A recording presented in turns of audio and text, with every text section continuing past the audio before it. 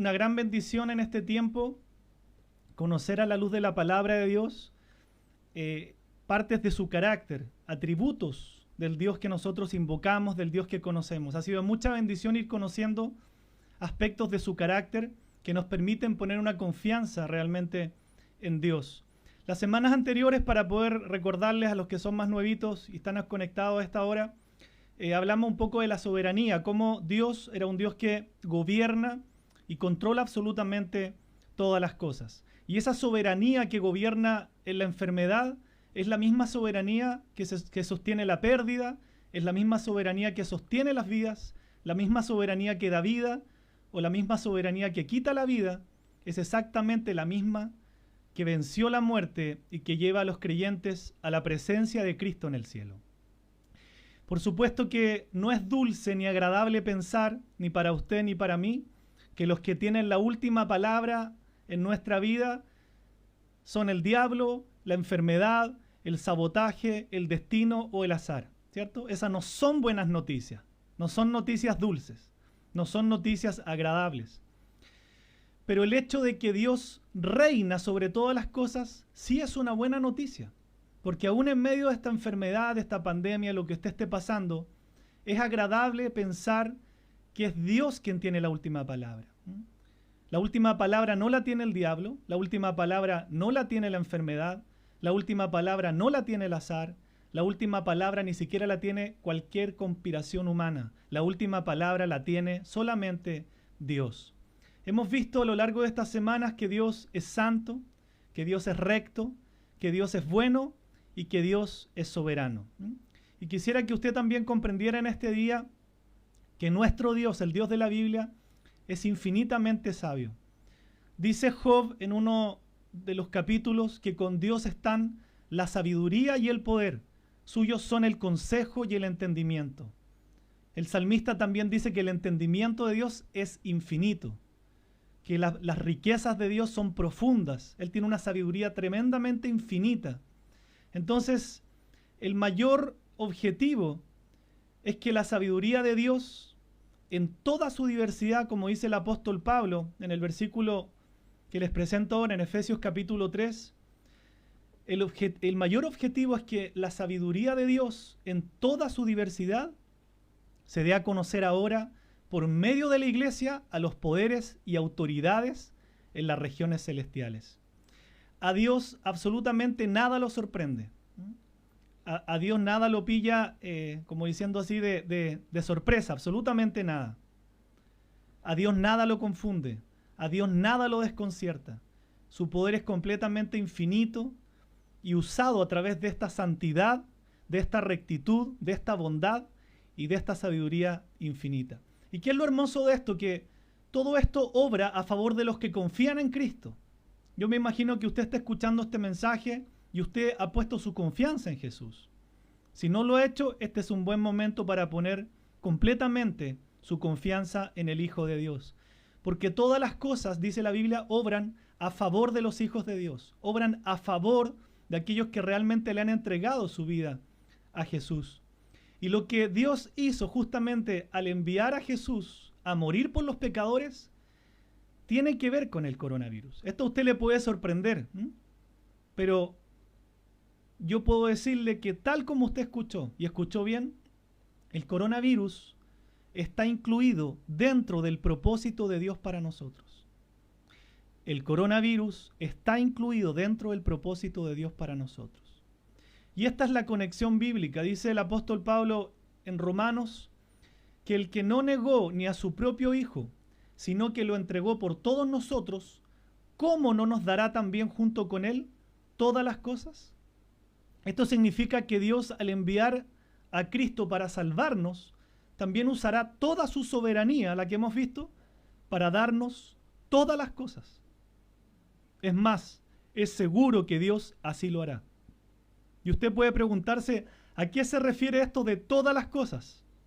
Absolutamente todas. Y aquí es cuando empezamos a comprender el propósito de Dios. El hecho de que Dios nos dé todas las cosas implica que Dios nos va a dar las cosas que nos gustan, por decirlo de una manera agradable, y las cosas que no nos gustan también. Las cosas que son agradables y las cosas que son desagradables. ¿Por qué? porque todas las cosas Dios las usa con un propósito bueno. Y las cosas que para nosotros son aparentemente malas, Dios las dispone para bien. Y Dios las usa para nuestra bendición. Entonces, cuando la palabra de Dios está diciendo que en Cristo también nos dará juntamente todas las cosas, se refiere exactamente a todas. No podemos negar lo que la Escritura está evidenciando. Todas las que necesitamos, sean dulces o sean amargas, sean alegres o sean tristes, todas las cosas que necesitamos, ¿para qué? Para que nosotros hagamos su voluntad, para que nosotros glorifiquemos su nombre y para que nosotros lleguemos a salvo el día que estemos en su gloriosa presencia. Yo quisiera que usted pudiera anotar esto. El coronavirus es parte del propósito de Dios para que nosotros aprendamos estas cosas. El coronavirus Dios lo está usando para que nosotros aprendamos a hacer la voluntad de Dios. Hay muchas vidas que se han convertido a Cristo en medio de este coronavirus. Hay muchas vidas que se han arrepentido en medio de esta pandemia. El coronavirus, por cierto, que es parte del propósito de Dios, porque Dios es un Dios soberano. Si Él no fuera soberano, entonces estamos todos perdidos. Si esta enfermedad está atacando todo el mundo, es porque es parte de un propósito de Dios para que nosotros aprendamos a hacer su voluntad, le reitero, para que aprendamos a glorificar su nombre y para que aprendamos a llegar a salvo el día que estemos en su gloriosa presencia. ¿Cómo funciona esto, hijos de Dios? El apóstol Pablo, en el mismo libro de Romanos, aún en el mismo capítulo, expresa 3 versículos después de lo que vimos y dice: ¿quién nos apartará del amor de Cristo? Pregunta el apóstol Pablo. ¿La tribulación? ¿La angustia? ¿La persecución? ¿El hambre? ¿La indigencia? ¿El peligro? ¿La violencia? Usted puede agregarle ahí el coronavirus.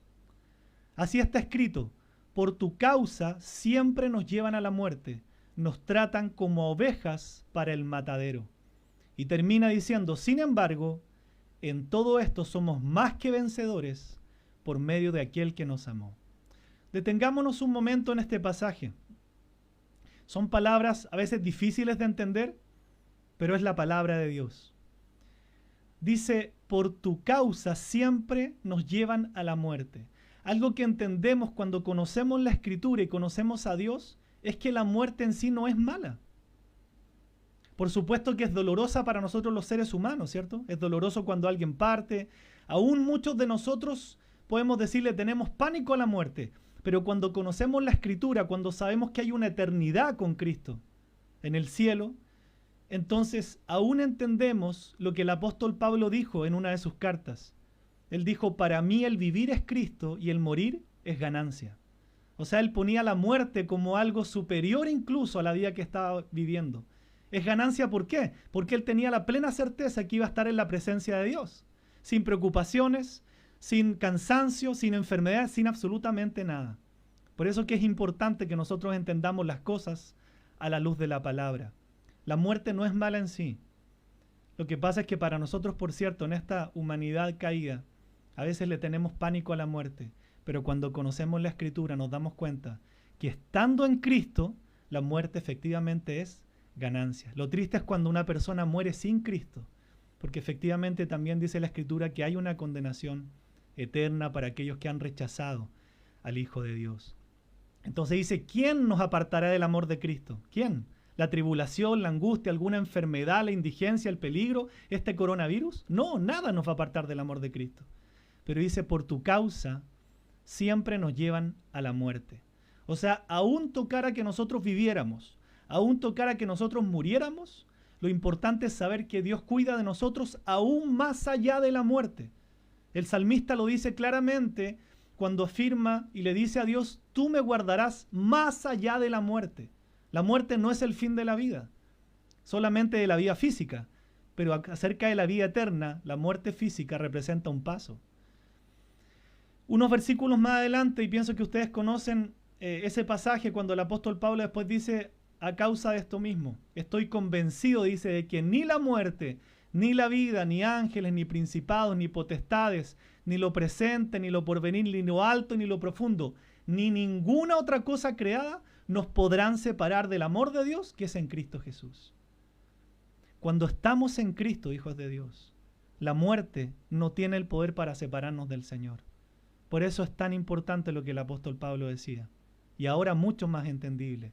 Para mí el vivir es Cristo y el morir es ganancia. No es que nos queramos morir, pero él entendía que si Dios lo llamaba a su presencia, para él iba a ser mucho, mucho mejor. Quisiera ir un poquito más allá. Mucho se habla en este tiempo y yo pienso que usted ha escuchado variadas noticias respecto de lo que estamos viviendo. Que esto es un plan del ser humano, que esto lo generaron en laboratorios, que esto es una agenda satánica, que está detrás de todo esto el anticristo, que hay una agenda para controlar a toda la población del mundo también a través de vacunas y muchas cosas. Yo quiero decirle que eso puede ser, yo no lo pongo en discusión. Puede ser cierto. Lo que sí quiero decirle a la luz de la Biblia es que aún todo eso fuera cierto, el diablo ni el ser humano no tienen la palabra final. Aun cuando el diablo tuviera participación en todo lo que estamos viviendo, aun cuando el ser humano más perverso hubiera creado un virus para matar a la población, los seres humanos y el mismo diablo no tienen la última palabra. Aún el diablo tuviera participación directa en nuestro sufrimiento y en nuestra muerte, el diablo puede actuar solamente dentro de los límites que Dios le ha impuesto. El diablo no puede herirnos ni tocarnos sin el permiso de Dios. Varios de ustedes han leído Job. Y en el libro de Job es claro cuando dice que el diablo, para herir a Job, tuvo que pedirle permiso a Dios. Es Dios quien le fija los límites al diablo. ¿Por qué? Porque Dios siempre tiene la última palabra. Entonces, hijos de Dios, es muy correcto que nosotros en este tiempo le digamos al diablo, a la enfermedad, a los seres humanos, a quien sea, a quien haya inventado esto. Si alguien inventó esto, eso lo permitió Dios. Si alguien creó esta maquinación para que la gente se muriera, Dios lo permitió y Dios tiene un propósito. Entonces es muy correcto que nosotros ocupemos las mismas palabras de José en Génesis 50. Él le dijo a sus hermanos, ustedes se propusieron hacerme mal, pero Dios dispuso todo para bien. Fíjese bien lo que dice el versículo. No dice que Dios usó esto para bien. Dice que Dios dispuso todo para bien. Eso es muy distinto. No es que Dios metió la mano a mitad de camino y dijo, bueno, están haciéndole daño a José, yo voy a meter la mano para revertir esto para bien. No. Dice que Dios dispuso esto para bien. Los hermanos tenían un propósito malvado, pero Dios ya tenía un propósito bueno de antemano. Dios no se mete a mitad de camino de las cosas. Él tenía un propósito con José desde el comienzo. Desde el principio, Él lo dispuso para bien. ¿Ve la diferencia? No es que Dios usó solamente esto para bien. Él ya lo había dispuesto para bien desde la eternidad, porque Dios todo lo sabe. Eso nos da mucha tranquilidad, hijos de Dios. Muchísima tranquilidad respecto de saber que lo que está pasando y lo que pasara, por terrible que fuera, Dios lo tiene completamente gobernado. Y Dios ya lo había dispuesto para este tiempo. ¿Para qué? Porque Él tiene un propósito bueno con sus hijos. Porque Él tiene un propósito bueno con la humanidad. Porque Dios está llamando a muchas vidas en este mundo al arrepentimiento. Y lamentablemente a veces lo tiene que hacer a través del sufrimiento. Lo tiene que hacer a través de cosas difíciles. Porque muchas veces los seres humanos consideran a Dios y acuden a Dios, ¿cuándo? Cuando lo están pasando mal y cuando experimentan sufrimientos. Hijos de Dios, en Cristo tenemos todo el derecho de decirle a Satanás o a la gente malvada o quien sea que esté haciendo daño en este tiempo en el mundo, las mismas palabras que usted tiene en la pantalla. Ustedes se propusieron hacerme mal, no me importa. Dios dispuso esto para bien. Quiero ser bien enfático y reiterarle, porque es algo que está en la Biblia, es una doctrina bíblica. Ni Satanás, ni la enfermedad, ni el coronavirus, ni un plan diabólico, ni el plan más perverso de un ser humano son soberanos. Nadie, absolutamente nadie tiene la palabra final. Solamente Dios es soberano y solamente Dios tiene la palabra final. ¿Por qué le digo esto? Porque eso nos da tranquilidad respecto de Dios. De saber que a Dios no se le ha escapado el control de lo que está pasando ni de lo que va a suceder. Ya Dios todo lo sabe, ya Dios todo lo conoce. Pero para mí es muy tranquilizante saber que Dios ya había dispuesto todo esto para bien de los que le aman.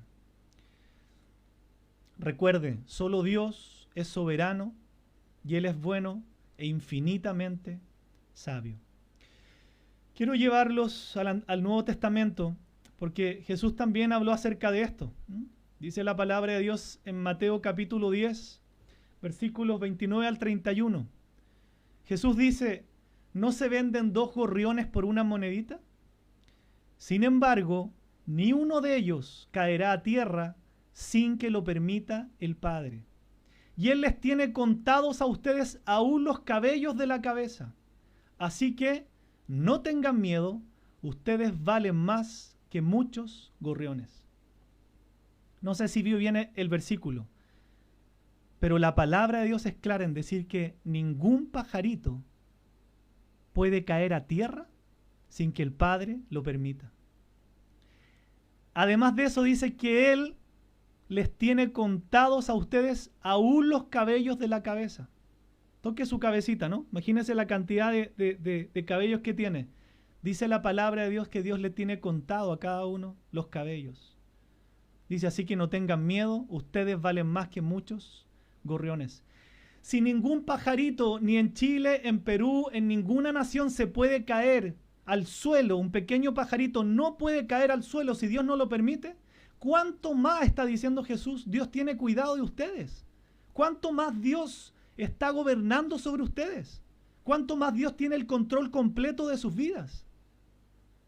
Ni un gorrión, ni un pajarito cae al suelo si no es el plan de Dios.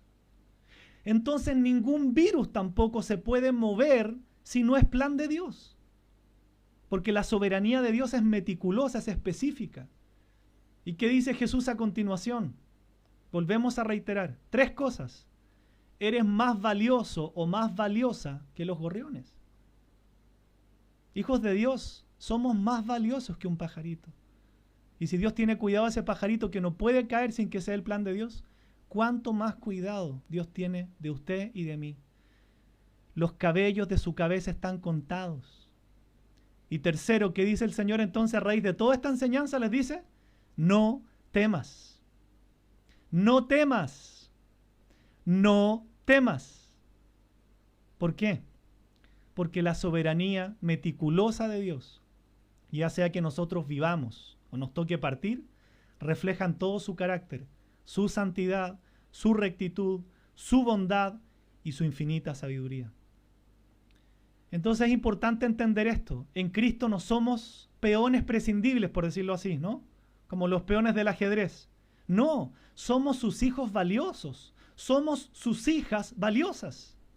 Ustedes valen más que muchos gorriones. Entonces, aquí el gran tema es que nosotros estemos realmente seguros que somos hijos de Dios o hijas de Dios. Esta es una palabra para que usted y yo nos aseguremos de que realmente hemos ido a Cristo en arrepentimiento y fe y hemos nacido de nuevo. Porque si todas estas promesas preciosas que hemos visto son para sus hijos, tenemos que asegurarnos realmente que hemos nacido de nuevo y somos sus hijos. La palabra es clara en decir que no todos son hijos de Dios.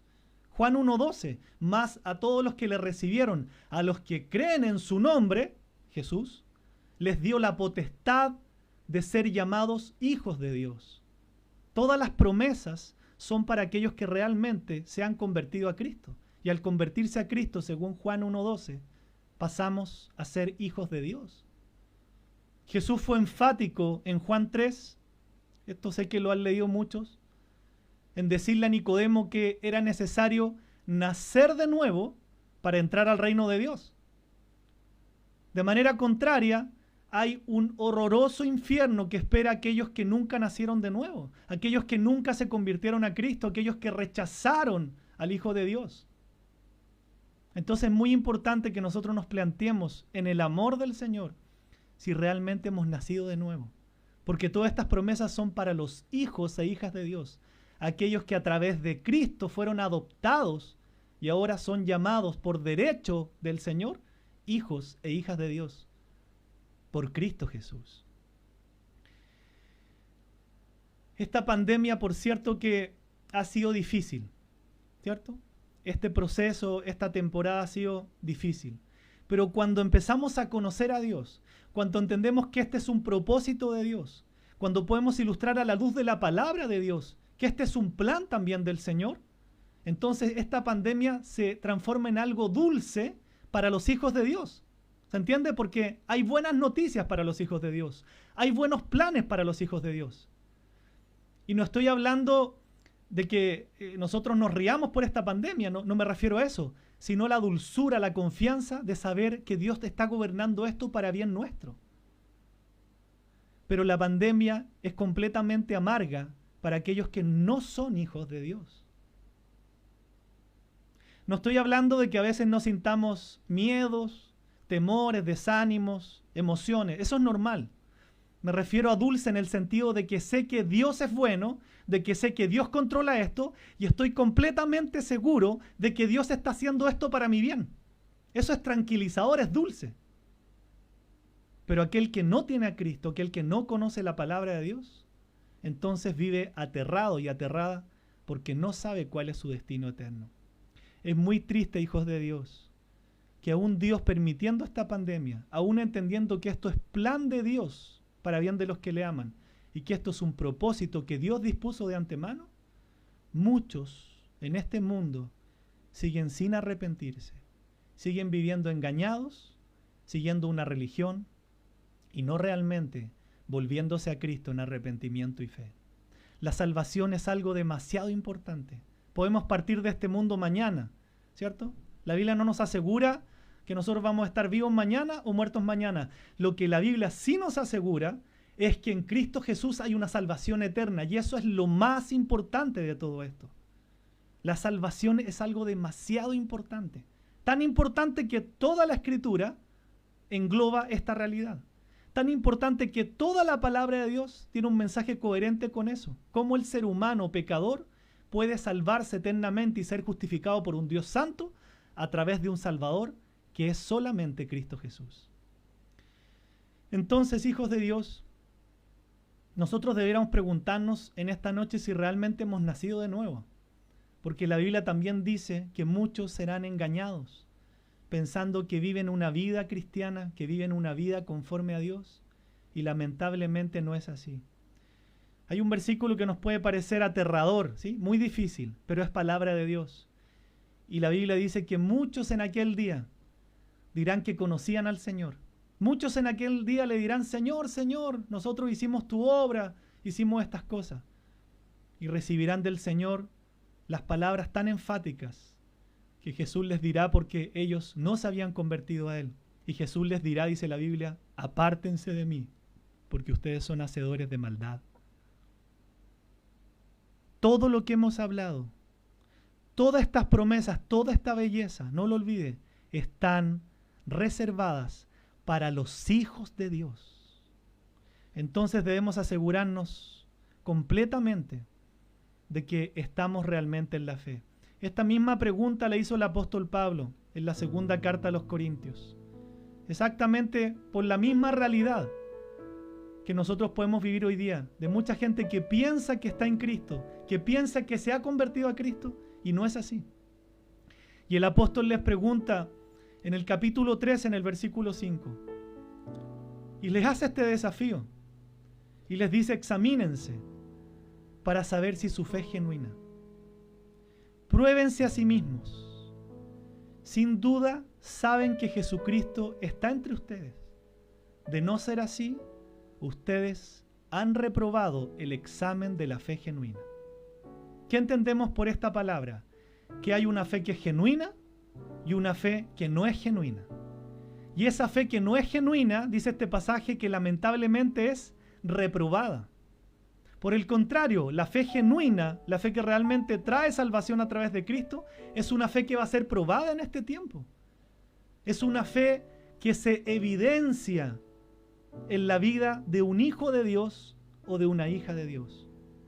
Les reitero, esto no quiere decir que nosotros a veces experimentemos ciertos temores, ciertos desánimos, ciertas desconfianzas. Esto es normal. Pero si usted no sabe lo que ocurre después de la muerte, va a vivir siempre aterrado o aterrada. Y no sabemos lo que viene mañana, ¿no? No solamente hablo en Chile, en Perú, en Argentina, en el Cono Sur, en el mundo. No sabemos lo que viene. Por tanto, el llamado de Dios, como lo dice su palabra, es que todo ser humano se arrepienta. Este es el día para que nos examinemos realmente si estamos en la fe. Dice el apóstol Pablo, examínense para saber si su fe es genuina. Este es el día para que nos examinemos, porque ser engañado es muy fácil. Mucha gente puede pensar que estaba en la fe y no lo estaba. ¿Y cómo lo hacemos entonces? ¿Cómo nos examinamos? ¿Cómo nos probamos?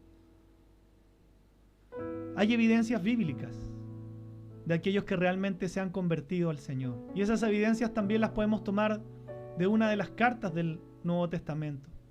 Y nos podemos hacer estas preguntas que yo quiero dejarles para terminar este tiempo, para que usted se examine y se pruebe si realmente su fe es genuina, si realmente se ha convertido a Cristo, si realmente ha nacido de nuevo. Tenemos muchas evidencias en la Biblia para que nos examinemos y nos probemos, pero yo quiero dejarle estas preguntas antes de terminar. ¿Ama usted realmente a Dios con todo su corazón? ¿Es Dios realmente lo primero y lo más importante en su vida? ¿Ha dejado usted la vida antigua, la vida de pecado, y vive en constante arrepentimiento? ¿Es Cristo realmente el Señor de su vida? Y cuando me refiero al Señor de su vida, significa que usted hace lo que Él dice, o usted sigue gobernando su propia vida. Si usted gobierna su propia vida, si usted está gobernando su economía, si usted gobierna su tiempo, si usted gobierna su trabajo y no hace lo que Cristo le dice, por la evidencia bíblica, entonces Cristo no es su Señor hoy. ¿Vive usted una vida de cuerpo de iglesia constante, no dejando de congregarse? ¿Tiene usted una comunión con sus hermanos de la iglesia constantemente? ¿Vive en comunión como lo hacía la iglesia en el libro de los Hechos, cosa que relata la Biblia? Que ellos estaban en comunión constante porque entendían que era la familia de Dios. ¿Tiene usted esa comunión con sus hermanos de la iglesia? ¿Conoce a sus hermanos de la iglesia? ¿Conoce a sus hermanas de la iglesia? ¿Comparte su fe usted con los inconversos? Estas preguntas nos evidencian si nosotros realmente hemos nacido de nuevo. Estas preguntas nos evidencian si realmente nosotros nos hemos convertido a Cristo y no estamos viviendo una fe falsa, no estamos viviendo una religión. Pero aún si la respuesta fuera no, hay buenas noticias. Siempre el Evangelio va por delante, siempre el amor de Dios va por delante. Aún si yo viera estas preguntas y dijera, no, realmente Dios no es lo primero en mi vida, no se evidencia que realmente Cristo gobierna todas las eras de mi vida, tenemos buenas noticias. ¿Y cuáles son esas buenas noticias? Que usted puede partir hoy y usted puede arrepentirse hoy para decirle y rogarle a Dios que Él le dé salvación, le dé un nuevo nacimiento y le dé vida eterna. Tenemos que correr al Señor en arrepentimiento porque la salvación es del Señor. Tenemos que rogarle porque Él nos salve. La salvación es del Señor, dice la Biblia. Y hoy es el día de salvación. ¿Por qué hay buenas noticias? Porque hoy podemos partir de nuevo. Hoy es el día para que nos arrepintamos bíblicamente. Hoy es el día para que usted y yo nos arrepintamos de todas estas falsas evidencias que la Biblia nos confronta. Y le roguemos a Dios que por favor en esta misma noche nos dé salvación y nos dé vida eterna para comenzar a vivir hoy una nueva vida, una vida real, una vida con una fe genuina, con un nuevo nacimiento. Esa fe genuina que en Cristo realmente nos lleva al cielo. Hijos de Dios, no olviden que Dios siempre tiene la última palabra. Él cuida de nosotros. Sus promesas son para sus hijos, por eso el desafío que le quiero dejar. Pero no olvide que aún Dios determina y decide todas las cosas. Y nunca se olvide que todo lo que hace Dios, todo, cuando le digo todo, es todo, todo lo que Dios hace, sea dulce, sea amargo, sea para usted alegre o sea triste, todo obra para nuestro bien. ¿Para quiénes? Para el bien de los que aman a Dios y son llamados en Cristo. Eso es lo que dice Romanos 8 más adelante. Todas las cosas ayudan a bien a los que aman a Dios.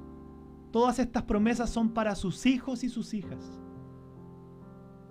Por eso yo quiero dejarle este mensaje, que usted en esta misma noche vaya a Cristo en arrepentimiento y fe, esta misma noche, y le ruegue a Dios que le dé salvación y vida eterna.